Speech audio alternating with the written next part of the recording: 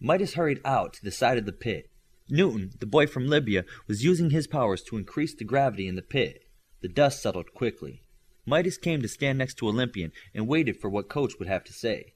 "You two," Coach Spurs said, pointing at Olympian and Midas, "make rocks to replace the ones missing, and put them back in the wall. Then make the pit floor of tightly packed limestone gravel." He then motioned for them to get in the pit. Midas jumped 30 feet down and hit like a regular kid jumping off the top of a car. Olympian landed gracefully next to him. "What are you going to do?" asked Olympian. "Well, I'll need the pieces for each rock I'll make. Not the same pieces, just about the same volume." Olympian nodded his head. "Okay, I get it." Olympian did a quick look around. "I count 27 crushed stones. They were all about the same, so 27 piles." Midas nodded. He reached down and grabbed a shard of rock, dusted it off, and placed it in his pocket. He then took a handful of limestone gravel in his hands, bounced it in his hands while blowing on it, and then filled another pocket with it. "What are you doing?" Olympian asked. "I'm getting rid of the dust. I need you to fly up off the ground."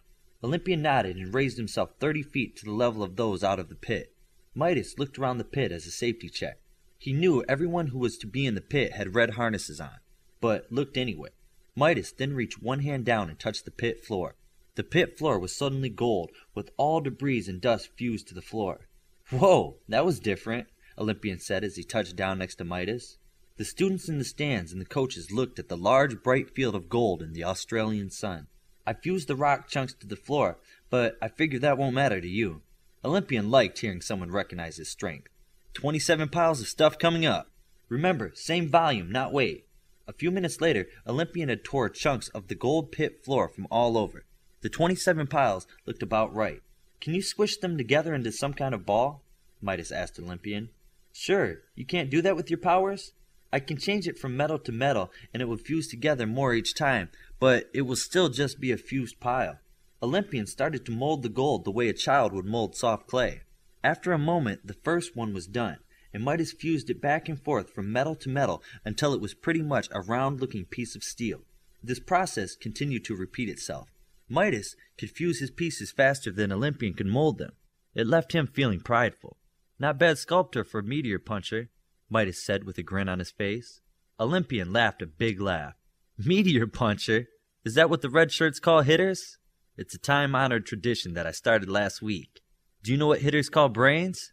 Midas knew this was a setup. "What do hitters call brains?" he said in a monotone voice. "Statistics." 10 minutes left," Coach Spurs said down to the boys in the pit. "How much longer are you going to be?" Midas looked at Olympian. "I think we can be done in 10. "We'll be done in 10, Olympian said so loud that it almost hurt.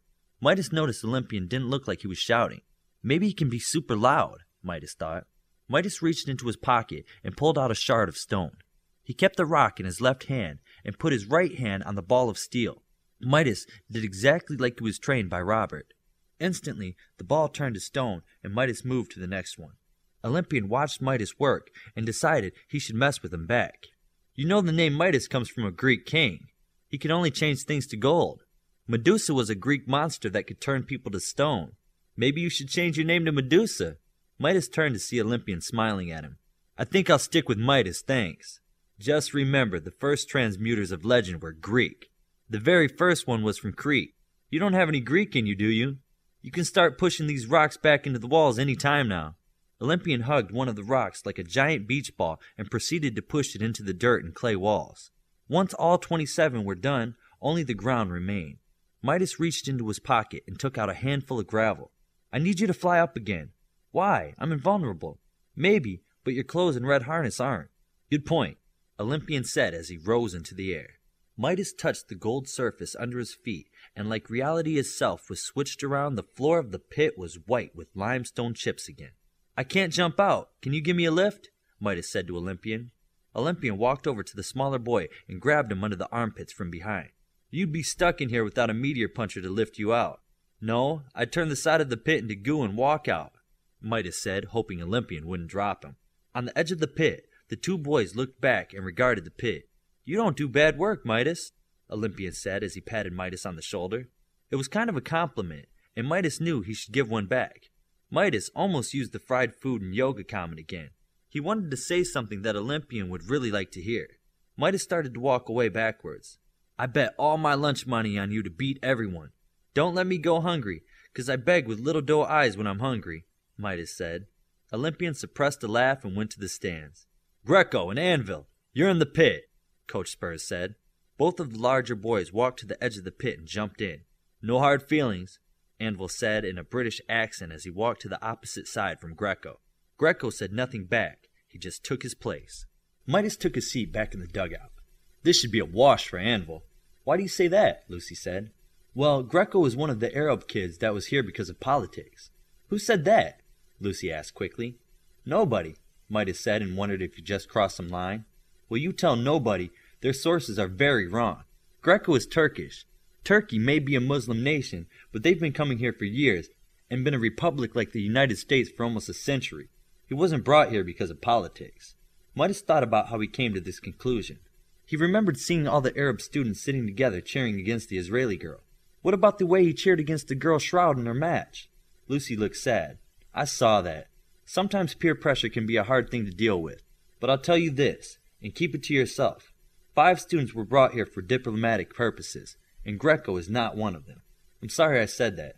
I didn't know all of that. That's why you kids have world history and global politics classes. And lose the prejudices and preconceived notions. They won't serve you here. The horn blew over the pit, and both boys walked directly at each other. Anvil moved in for the first attack. He struck Greco with a jab that knocked him back and gave him a bloody nose. Greco then came in a boxer stance to fight Anvil. Anvil came forward to engage Greco. Greco shot forward and down like a wrestler and grabbed one of Anvil's knees from behind. Anvil hit Greco in the back with a fist like a hammer as Greco pulled his leg out from under him. Anvil landed on his side and quickly scrambled up on all fours. Greco stuck to his back like a spider, trying to put a chokehold on the much stronger Anvil. Anvil protected his neck well and managed to get Greco off of him. Anvil and Greco were facing each other when they stood up. Greco jumped forward and headbutted Anvil as hard as he could with his whole body. All the force seemed to go straight into Anvil's nose bridge. Anvil staggered back from the pain of a broken nose. Greco tried this again, but the faster and stronger Anvil roared and caught Greco with a right hook. Greco flew to the side of the pit and bounced off the wall. To everyone's amazement, Greco stood up. The side of his cheek was split open from the impact. Greco showed no pain as the wound on his face began to disappear. Greco started walking back towards Anvil. Anvil knew he had to really hurt someone like Greco to red bench him. By the time they circled each other again, Greco was like new, and Anvil still had a broken nose. Greco kept the fight going his way. Fight, hurt Anvil somehow, break off, and heal. The cycle kept working for him. Anvil was favoring the knee that Greco tried to bend backwards with the tackle. Anvil knew he healed faster than normal, but it would take him a day to heal a broken bone. Greco healed one in less than 30 seconds after Anvil broke it. The fight had gone on for over 20 minutes, and Anvil was getting tired. He slowed and waited for Greco to come to him. Anvil was a striker that liked to hit, but he knew he would have to do something different. Greco came in close for another round. This time it was Anvil that engaged him to wrestle. Greco was a much more skilled wrestler, but Anvil was many times stronger. Anvil kept wrenching Greco around like a sparring dummy until he got his own chokehold. Anvil then bore down on Greco with all his might. Greco could not get out, nor could he withstand the pressure. Greco was gone in a silvery flash. Anvil, with his broken nose, swelled face, and limp, walked to the side of the pit. With a one-legged jump, he was up and out to where Coach Hansen was waiting. In his best British tough guy voice, he said, "Just a scratch, love. Nothing to fret." Coach Hansen made a face Anvil didn't like. When did my name change from Coach Hansen to Love? Coach Spurs heard this and was on Anvil in 5 steps, screaming. The alpha has to learn his respect for those who have gone ahead of them.